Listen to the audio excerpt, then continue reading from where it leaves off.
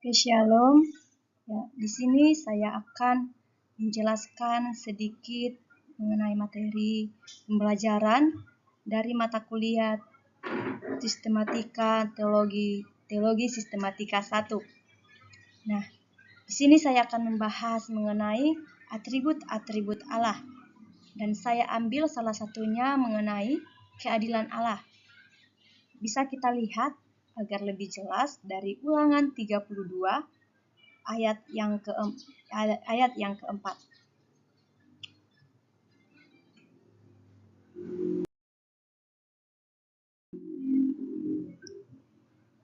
Nah, di dalam Ulangan 32 ayat yang keempat, keadilan Allah dinyatakan sebagai sifat Allah yang setia dan adil, serta tidak memiliki kecurangan. Allah tidak pernah berubah. Dia selalu adil dalam tindakannya. Nah, yang ketiga itu, keadilan Allah tidak dapat dipengaruhi oleh siapapun, termasuk saya atau saudara.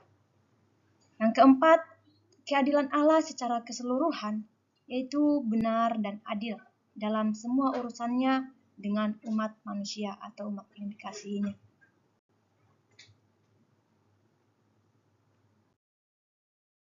Kita lanjut kepada pengenalan keadilan Allah, di mana keadilan Allah merupakan salah satu atribut Allah, di mana keadilan Allah merupakan ekspresi dari karakternya yang kudus. Nah, keadilan Allah juga berhubungan dengan dosa, di mana jika manusia berbuat dosa, maka Tuhan yang akan menjadi hakim atas mereka.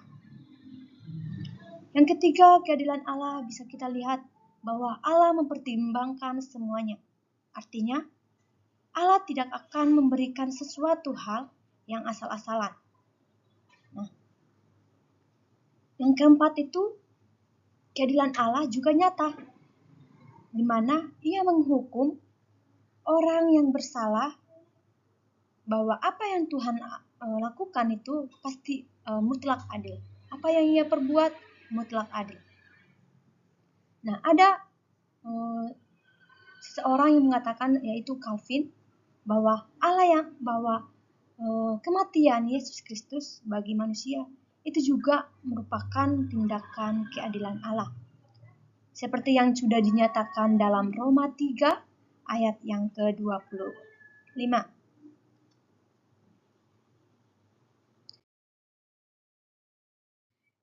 Kita masuk kepada kisah-kisah tentang keadilan Allah. Nah, bisa kita lihat di dalam kisah Yakub dan Lean yang tertulis dalam Kejadian pasal yang ke-29. Nah, Allah menunjukkan keadilannya dengan memberikan 4 anak laki-laki kepada Lea. Bisa juga kita lihat dari kisah Yael dan Sisera, di mana Yael, istri Heber, membunuh Sisera, panglima tentara Yabin, raja Kanaan itu, dengan cara yang tidak biasa. Lalu Allah menunjukkan keadilannya, yaitu dengan menundukkan Yabin dan memenangkan Israel dalam perang melawan Kanaan. Bisa kita lihat lebih jelasnya di dalam kitab Hakim-Hakim pasal yang keempat. Bisa kita baca. Dan dalam 1 Raja-Raja 21 juga merupakan contoh keadilan Allah. Kita lanjut kepada tantangan dalam memahami keadilan Allah. Di mana tantangannya yaitu adanya keterbatasan manusia. Kenapa? Ya, karena Allah adalah suatu kebenaran yang tidak dapat dipahami secara sempurna oleh manusia. Karena keterbatasan ini, yaitu yang dapat menyebabkan perbedaan pendapat dalam memahami keadilan Allah. Sehingga ketika ingin memahami keadilan Allah, akan memerlukan konteks interpretasi yang lebih luas,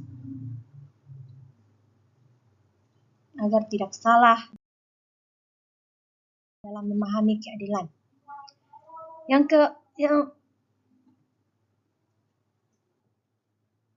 Kita lanjut kepada tafsir dan interpretasi terhadap ayat-ayat tentang keadilan. Di mana dalam 1 Samuel 12 ayat yang ketiga sampai yang kelima, bisa kita lihat bahwa keadilan Allah dilihat sebagai anugerah. Keadilan Allah bisa juga dilihat sebagai prinsip yang sudah diterapkan oleh Allah. Nah, bukan hanya itu saja, bisa juga kita lihat dari Kejadian 18 ayat yang ke-14, di mana keadilan Allah sebagai sifat Allah yang dilihat sebagai suatu komitmen Allah untuk menjaga keselamatan dan keadilan dalam kehidupan manusia. Nah, dalam Ayub 39 ayat yang ke-34 sampai pasal ke-40 ayat yang ke-9, di mana keadilan Allah sebagai suatu prinsip yang memungkinkan manusia untuk hidup dalam harmoni dengan Allah dan sesama manusia. Kita lanjut kepada kesimpulan dalam keadilan Allah, di mana keadilan Allah merupakan keadilan yang berhubungan dengan apa yang benar. Nah, keadilan Allah tidak hanya berupa hukuman, tetapi juga berupa kasih dan rahmat yang kekal, seperti yang sudah diketahui bahwasanya Allah Maha Adil, dan ketika Ia melakukan segala sesuatunya itu sudah Allah pertimbangkan terlebih dahulu sebelum Allah bertindak. Jadi Allah tidak asal-asalan dalam melakukan tindakannya, tetapi Allah sudah mempertimbangkan semuanya terlebih dahulu, baru Allah melakukan tindakannya. Lalu Allah juga berlaku adil kepada umatnya. Dia tidak pilih kasih, tapi dia Maha Adil dan dia berlaku adil kepada setiap umatnya. Namun Allah juga menyediakan jalan kasih untuk memuaskan keadilannya, yaitu melalui karya Kristus di kayu salib. Nah, dari pembelajaran yang bisa saya berikan, bisa kita lihat bahwa keadilan Allah itu memang benar-benar mutlak. Tidak ada istilah pilih kasih satu dengan ini. Jadi melalui ini, semoga penjelasan singkat yang telah saya berikan ini boleh membawa kepada pemahaman kita yang lebih luas lagi mengenai dalam memahami atribut-atribut Allah, terkhusus dalam keadilan Allah. Oke, sekian materi pembelajaran yang bisa saya sampaikan. Terima kasih. Shalom.